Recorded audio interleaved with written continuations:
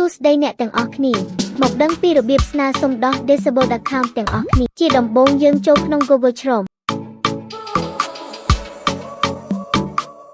បន្ទាប់មកយើងធ្វើការវាយពាក្យថា Facebook Help Center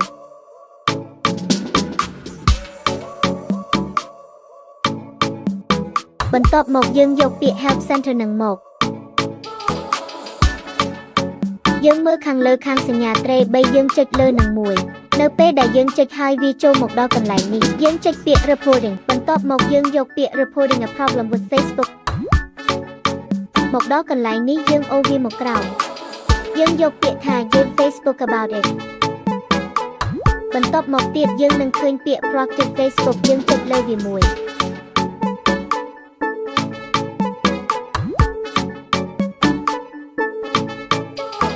មកដល់កន្លែងនេះយើងជ្រើសរើសពាក្យថា Login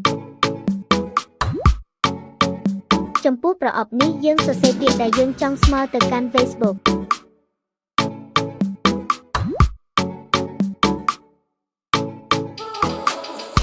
បន្ទាប់មកចុចពាក្យ Send